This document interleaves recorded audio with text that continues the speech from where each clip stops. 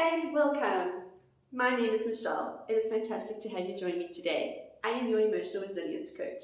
And what I do is I give you tools and skills that have helped me learn to heal, not repeat the patterns of my abuse, break that cycle, and just become the better version of me, little bit by little bit, every single day.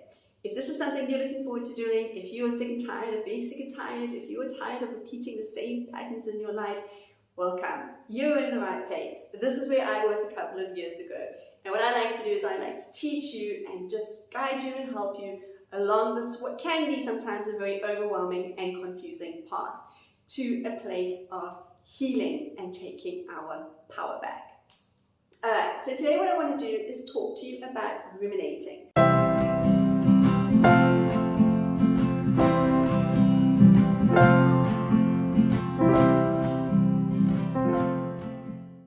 So ruminating is when we just get lost in our thoughts. Our brains just go everywhere. We could most often, we ruminate about the past, all right?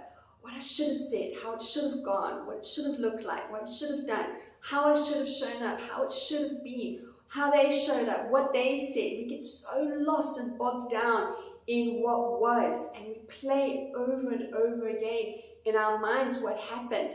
And what happens when we do that is we are actually making the pain worse, because we are taking the story that we're telling ourselves and we are making this highway in our brain of how it was wrong, how everything was wrong, how it shouldn't have been like that.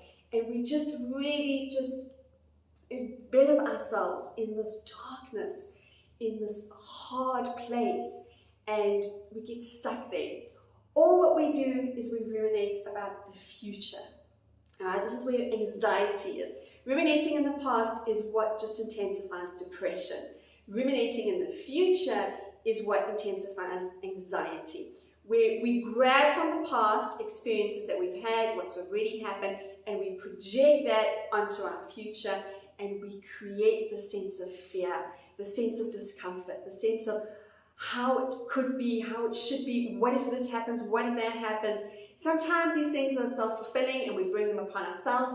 Sometimes these things never happen and we've just wasted so much time thinking worst case scenario and living in this place of fear and darkness. And often what happens is this place of fear and darkness, it paralyzes us. We can't move forward. We don't know what the next right thing to do is because we can't see the wood for the trees because our minds are so bogged down.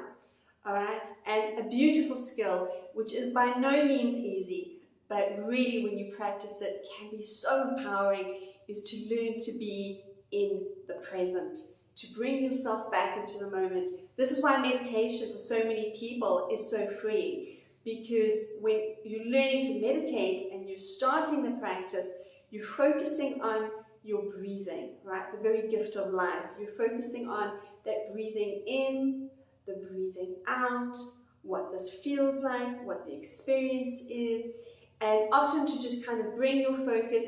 It's not about clearing your mind. I think so often people think, I can't meditate, I don't know how to clear my mind. That thought is frightening, all right? Because our minds are just so used to racing all the time as it does. And what we can do is just come back to, I'm breathing in, I'm breathing out.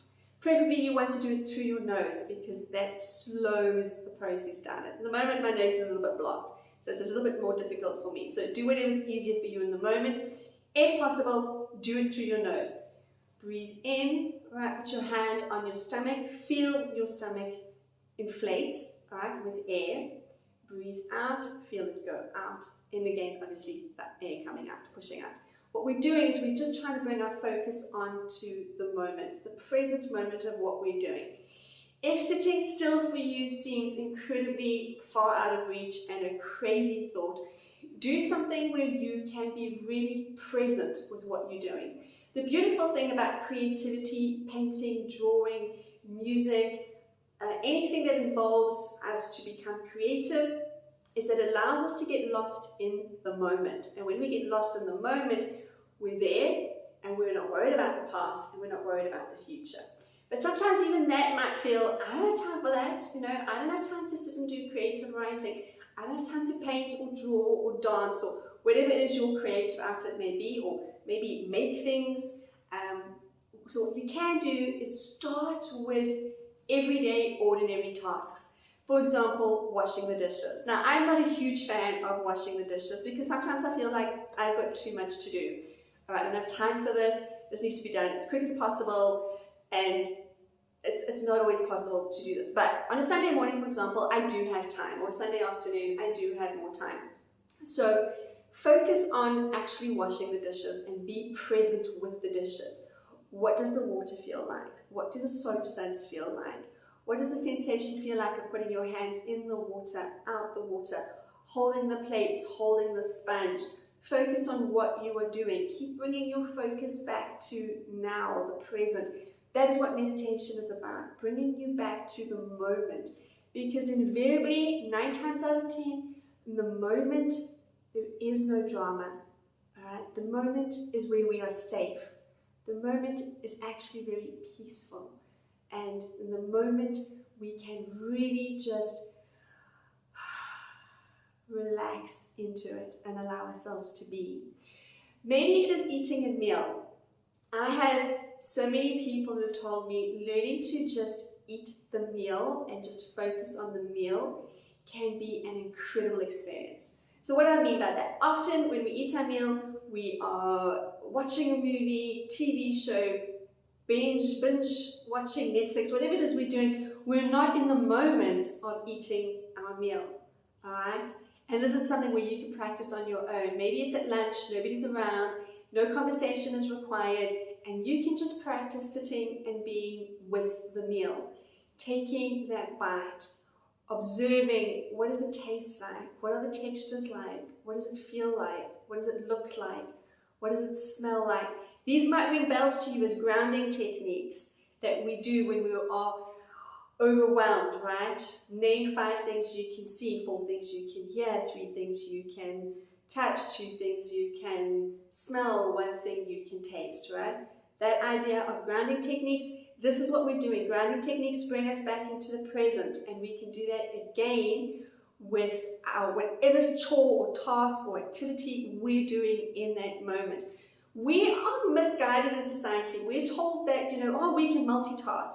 Unfortunately, it's been proven over the last couple of years that multitasking is not actually something that we're able to do, because multitasking is it splits the brain, and it actually adds to anxiety. It actually adds to that feeling of being flustered, of that feeling of time is running out and I don't have enough time to get everything done. All right, when we focus on one task and we become very single-minded, very eye-single to what we need to do, we are able to get through it better and more peacefully. This is what I'm hoping that you can understand, is that if you are in overwhelm, if you are ruminating about the past, if you are ruminating about the future, bring yourself in to the present, and that is where you will find your peace. I hope this is helpful. If there's anything you'd like to say, please do leave a comment. Don't forget to hit like, subscribe, the notifications button. And if this resonates with you, or you feel this resonates with somebody you know, please don't forget to share. Have a most fantastic day.